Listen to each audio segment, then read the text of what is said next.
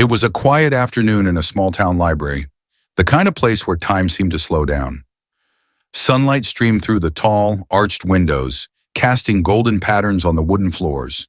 The air smelled faintly of old books and freshly brewed coffee from the cafe next door. People sat scattered across the room, some engrossed in novels, others typing away on laptops. At one of the tables, a man in his 80s sat quietly, flipping through a thick book with worn leather binding. His face was instantly recognizable. The deep, resonant voice, the piercing yet kind eyes, and the wisdom etched into his every expression. It was Morgan Freeman. Freeman had always loved libraries. To him, they were sanctuaries of thought, places where anyone could escape into new worlds or explore profound questions about life. Today, he was in town visiting an old friend and had decided to spend a peaceful hour with a book before dinner.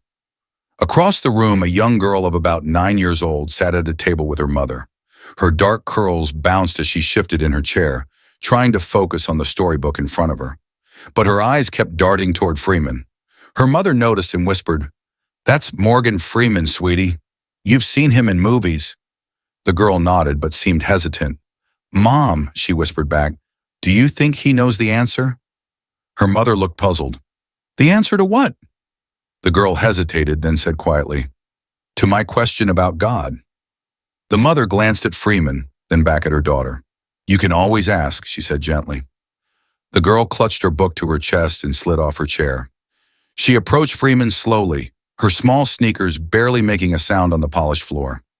Freeman noticed her out of the corner of his eye and looked up, offering a warm smile. "Hello there," he said, his deep voice as inviting as ever. "Hi," the girl replied shyly. Are you Morgan Freeman?" He chuckled softly. "Last time I checked, I was. What can I do for you?" The girl glanced back at her mother, who gave her an encouraging nod.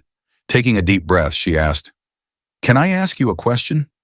It's important." Freeman leaned back in his chair, setting his book down. His expression turned serious, but his eyes remained gentle. "Of course you can. What's on your mind?"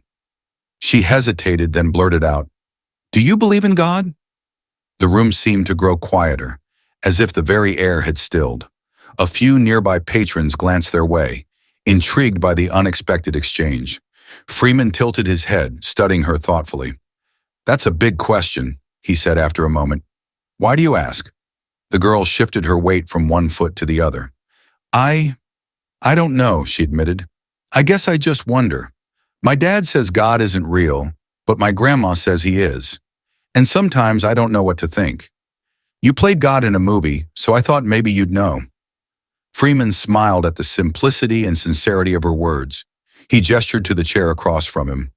"Why don't you sit down? Let's talk about it." She climbed into the chair, her feet barely touching the floor. "Do you?" she asked again, her eyes wide with curiosity. Freeman clasped his hands together and leaned forward slightly. "Well," he began, "belief in God is a very personal thing. Some people feel it in their hearts, like a quiet voice guiding them. Others look for answers in science or nature. And some people might not believe at all, and that's okay too." The girl frowned slightly. "But how do you know what's true?" Freeman nodded, as if he had been waiting for that question. "You know," he said, "when I was about your age, I used to ask the same thing. I'd look up at the stars at night and wonder who or what put them there. And do you know what I realized?" "What?" "That the journey to find the answer is just as important as the answer itself." She tilted her head, puzzled. "What do you mean?" Freeman smiled again, his voice soft and steady. "I mean that asking questions, being curious, and looking for meaning, that's how we grow. Some people find their answer in faith, others in knowledge, and some in the love they give and receive. There's no single right way." The girl thought about this, her brow furrowing. "But what if I never figure it out?" Freeman chuckled gently. "Then you keep searching. Life is a big, beautiful mystery, and part of what makes it special is that we don't have all the answers. But as long as you keep your heart open and treat others with kindness, you're already living a good life." The girl nodded slowly, as if trying to absorb his words. "So, it's okay if I don't know everything?" Freeman reached across the table and patted her hand. "It's more than okay. It's what makes you human." Her face lit up with a small smile.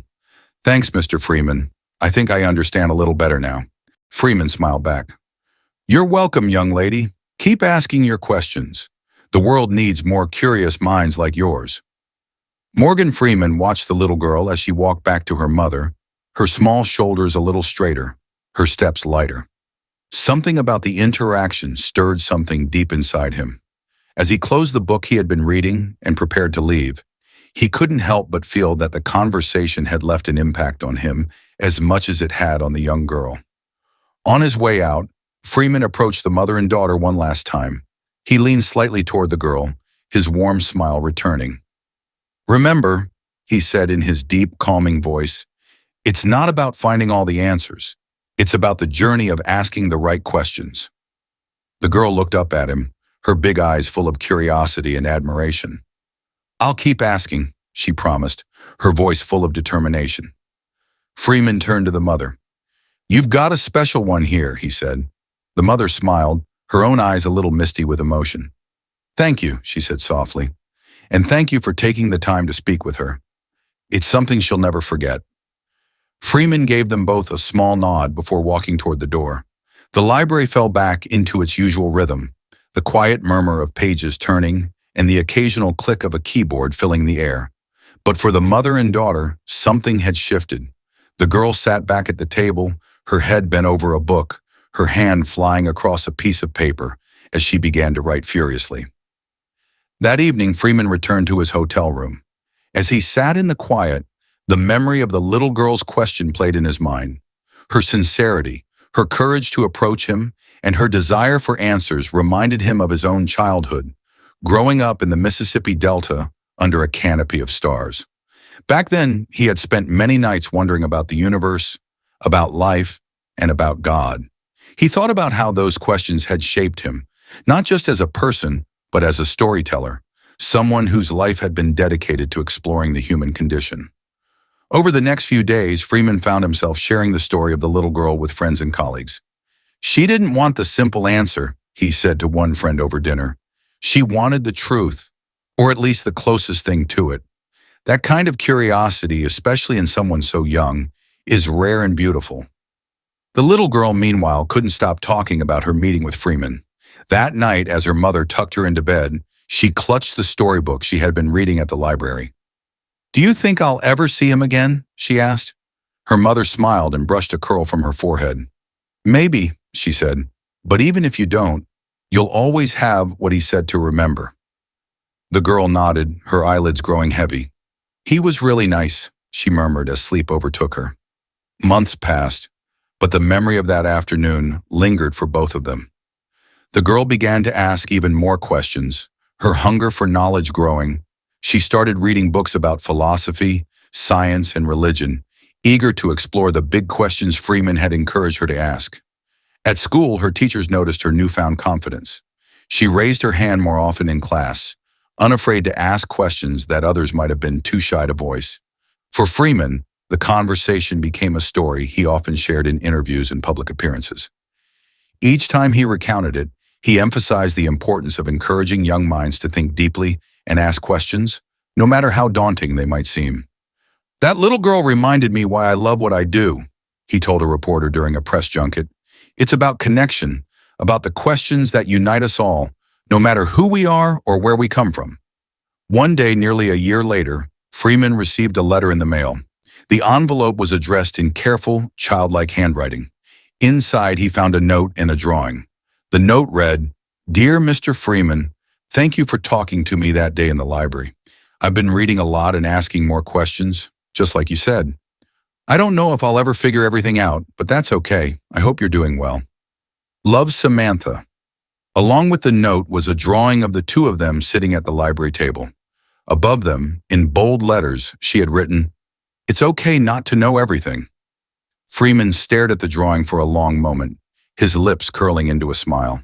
He placed the note and drawing on his desk, where it would stay as a reminder of that quiet afternoon in the library, and the little girl who had asked the biggest question of all. In his heart, he knew that Samantha was right. It was okay not to know everything, as long as you kept asking, kept searching, and kept your heart open to the mysteries of life. It was a lesson he would carry with him for the rest of his days. Don't forget to like and subscribe for more stories that inspire and challenge us to grow. What would you have done if you were in his shoes? Let us know in the comments below.